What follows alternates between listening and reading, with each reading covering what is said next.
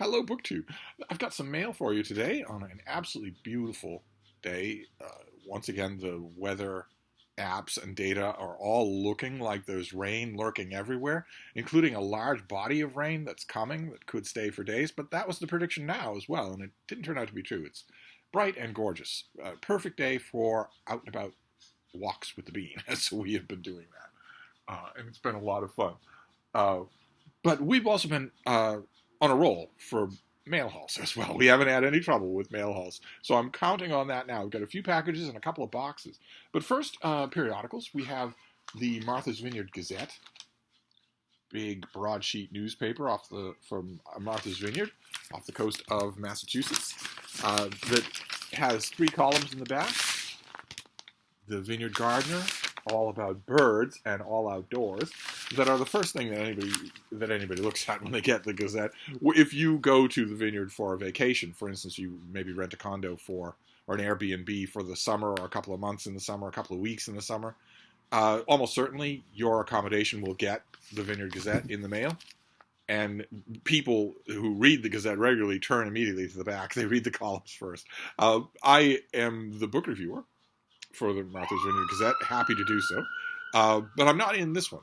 This is just full of great local news. And then a non-local periodical. This is the TLS, the Times Literary Supplement, which has a 4-page section here on Shakespeare, which is a joy to me, absolute joy. Some of the books or the performances, of course, I will never see, and some of the books I will never see either. And you never know, how ad hoc this is when it comes to something like the TLS. If you are one of the editors, you might suddenly realize that through sheer chance, you have a body of 3 or 4 pieces on the same subject. And if you know that months ahead of time, you can say, hey, why don't we have a special section for such and such, gardening or politics or Shakespeare or whatever. I know from experience as a literary editor that isn't always a thing you can plan. That is often something that you just notice by what's in your inbox, what you're working on. But it's a joy to me. I've been reading those pieces, trying to mull over what the authors have got in mind. It's been a lot of fun, and I will clip them all for inclusion in one of my collected Shakespeares. I have 2 or 3 collected Shakespeare volumes that are perfect for tipping in content. But anyway. Then we have packages. Now, one of these packages is a problem. Let's do the one that's not a problem first. One of them is a problem because it's leaking asbestos. that's never anything you want. But one of them is just a normal advance copy. So what have we got here? Oh, fantastic. Oh, great. Fantastic. All right, so this is a big biography. This comes out in mid-August. Big biographies, of course, will be having their heyday right after mid-August. By mid-September, they'll be commonplace to see. But I'm happy to see them at any time. This is a big biography by Patty Hartigan of August Wilson. Fantastic. Nice big thing. What have we got here? August Wilson, perhaps the most prolific interpreter of 20th century Black American life, said that he did not do research for plays, but rather wrote from, quote, the blood's memory. Blood doesn't have memory. There's no such thing as blood guilt or blood virtue. But I guess I get what he means. Although most prolific interpreter of 20th century Black American life is going to be Donald Goines, not August Wilson. But anyway, he wrote about the people he saw every day, turning ordinary people into kings and queens. His own life served as sufficient research for understanding the heart of the country and its ills. But until now, no one has so thoroughly examined his personal history, as well as that of his family, which he often mythologized. This book is the first authoritative biography of the most important and successful American playwright of the late 20th century by a theater critic who knew him. Most important and successful American playwright of the late 20th century. Okay. All right. Shots fired to Tom Stoppard. All right. Notice it says authoritative but not authorized. Does August Wilson have a literary estate? But not that it matters. It's by a critic, a theater critic, and it's by a theater critic who knew him. That's either a recipe for it to be really good or for it to be really bad. Early in Patty Hartigan's career as a theater critic for the Boston Globe, she met Wilson at the Eugene O'Neill Theater Center and would interview him several times over the course of 2 decades until his death in 2005, just after his 60th birthday. This book emerges from extensive research and interviews with friends, collaborators, actors, and family members. The author's original research challenges longtime assertions made by Wilson about his family's history and reveals the toll of success on his personal life. Okay. Now his plays only increase in relevance. That is true. That is absolutely true. Since his death, 2 of Wilson's plays have been adapted into highly successful films. Denzel Washington's Fences in 2016 and the Academy Award-nominated Ma Rainey's Black Bottom in 2020, starring Viola Davis and Chadwick Boseman. Theaters across the country revive his plays every year, but in the author's biography, we get to know the prodigal young man in Pittsburgh's Hill neighborhood, fighting to protect his integrity, ambition, and curiosity despite racist taunts and structural disadvantages, eventually finding his place in theater and with artists, although throughout his career he remained wary of the institutional racism perpetuated in those spaces. This book offers a full and overdue portrait of a complicated man's utter devotion to his art and people around him. Overdue, I would certainly agree. That's fantastic. I'm very happy to see this. So that is coming out in August. So I'm looking over at my shelves over there for so-called workbooks. There are only a handful of big, fat biographies that are coming out so far. So I'm looking forward to them. There are a bunch coming this year, but they're not even on the radar for advanced copies yet. Then we have we started off right, though. Big fat biography, that is a great way to start off on a Steve video. Then we have this next package. It is big and floppy, and it is disintegrating into flaking asbestos. So I'm wondering if there's a nice, painless way to get the contents out of here without causing a snowstorm. What can be in here? It must be Unbound Galley. It must be just... Yeah, okay, it's pages. It's just pages. Okay. All right. Is there anything else in here before I carefully put you away? I've mentioned before that this is an option that publishers have. That if they don't have an actual galley copy like this, if they don't have a review copy like this isn't going to work as a review copy because it's not going to have the full critical apparatus. And for a groundbreaking biography where someone is doing interviews and research that's never been done before, so this is not the 10th August Wilson biography, it's the first one. For that, I'm going to need the finished copy for this, is what I'm saying, in order to review it. But sometimes, before you get to that, you just have pages that you run off and print out. If a critic is really eager to see it, and I was really eager to see this one. This is what it looks like. It's just somebody goes to Kinko's with a stack of pages and just has them do a cheap binding on it. It's not good to send to any freelancer. You obviously can't send a freelancer this, although I've been told there is a collectible market for these things that is quite different from the collectible market for galley copies and from finished copies. I guess there's a collectible market for everything, but I love these things because they give me a chance to dig right in, and I don't have many of them that have survived the Steve reading process. So this comes out in mid-July. So despite the fact that this is coming out a month earlier than the August Wilson book, it's still not ready. And this is by Mark Gregory Pegg, and it is Beatrice's Last Smile, A New History of the Middle Ages. That is what it's going to look like. Once again, a fantastic cover.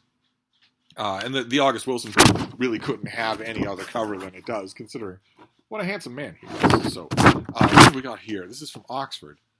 The Middle Ages come to vivid life in this book, which comes out in mid-July. A propulsive narrative that spans from the Mediterranean to the North Sea, from the Nile to the Volga, from North Africa to the Asian steppes, until finally ending in North America. Taking its title from a moment in Dante Alighieri's Divine Comedy when the poet's long-dead love, Beatrice, smiles one final time at Dante before turning eternally toward God. Don't they all do that? Women, am I right? Up top. This book begins and ends with the Christian martyrdom of 2 young women, Vibia Perpetua in Carthage in 2003, and Joan of Arc in 1431. Along the way, why would you do that, though? Why are you doing that? Were there other martyrs? Why are you bookending it that way, Mark Gregory Pegg? Are you doing that because you think those two martyrdoms have some sort of genuine significance for the 1,000 years in between them, or are you doing that as insurance policy not to get canceled and run out of town on a rail? I'm just curious. That's all. Anyway, what have we got here?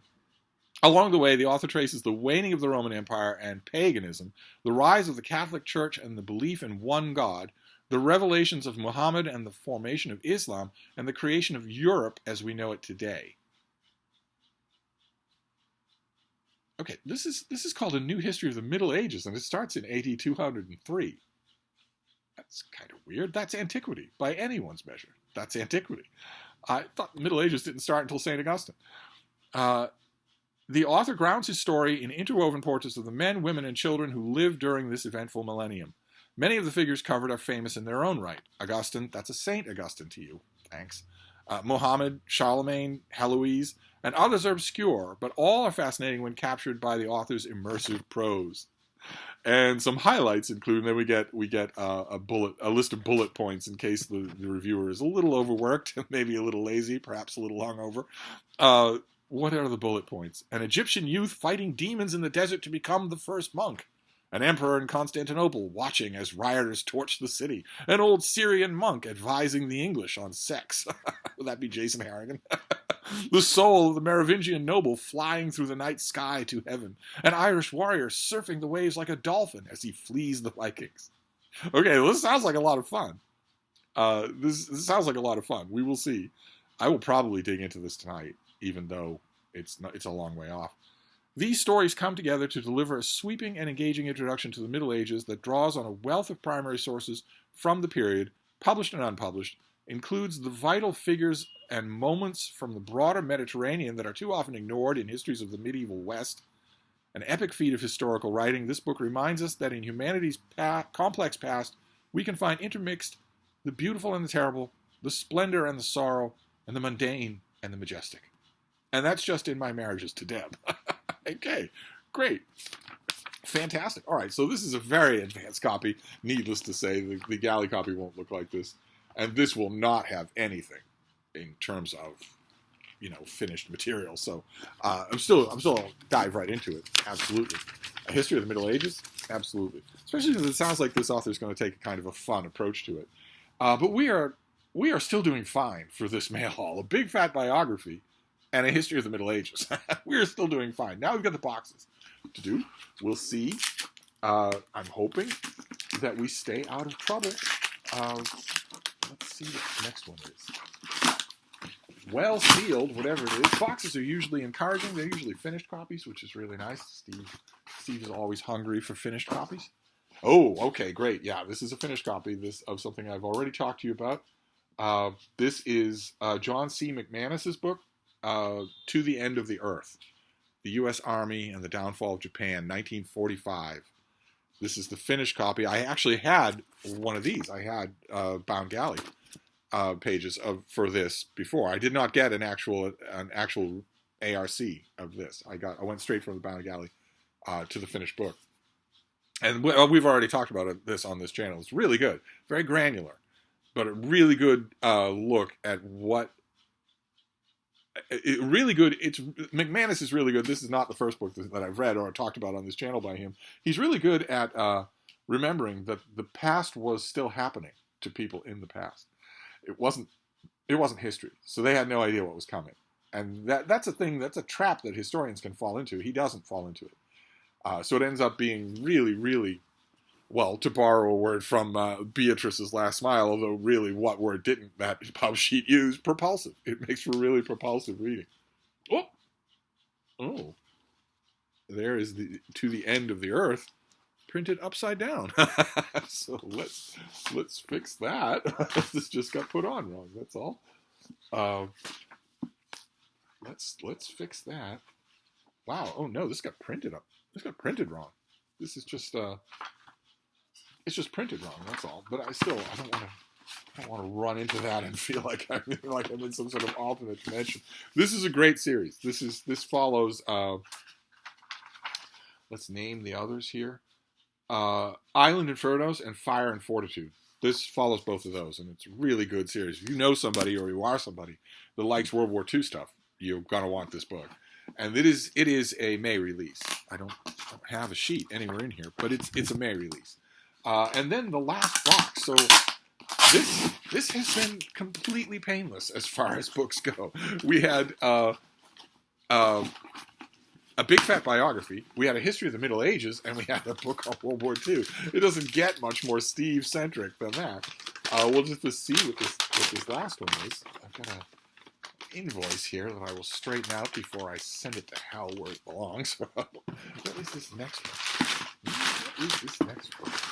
Oh, okay, we've seen this already. This is a finished copy of something that we've seen already. Oh, it's pretty. Oh, my.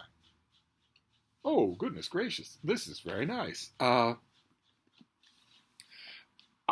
showed you this one already, and I confess that when I showed you the advanced copy, I was kind of thinking that I would hear from a couple of fans of this particular kind of writing to maybe suggest that they review it.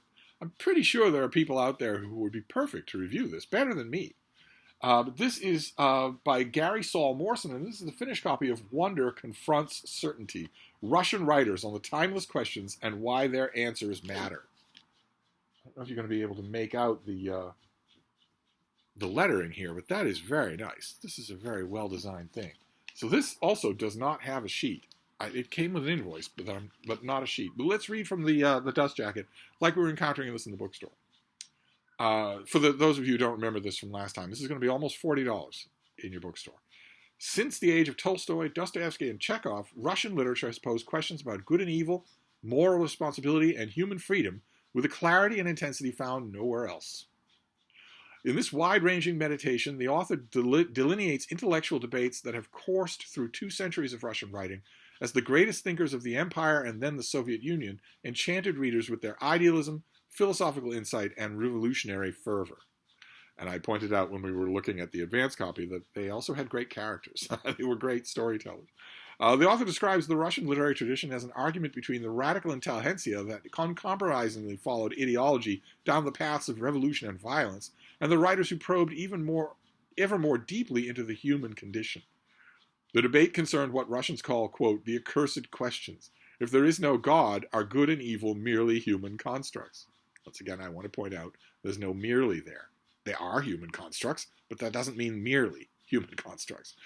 Does good and evil have to exist in Alpha Centauri for it not to apply here? Should we look for life's essence in ordinary or extreme conditions? Life doesn't have an essence. Are individual minds best understood in terms of an overarching theory, or as Tolstoy thought, by tracing the, quote, tiny alterations of consciousness? I hesitate to say that Tolstoy was right about anything, but overarching theories are no good for understanding anything. Exploring apologia for bloodshed, the author adapts Mikhail Bakhtin's concept of the non-alibi, the idea that one cannot escape or displace responsibility for one's actions. And throughout, the author isolates a characteristic theme of Russian culture, how the aspiration to relieve profound suffering can lead to either heartfelt empathy or bloodthirsty tyranny. The aspiration to relieve profound suffering can never lead to bloodthirsty tyranny. That is just shadowboxing on the part of the author. But now that we've got the finished copy, I can actually see who the author is.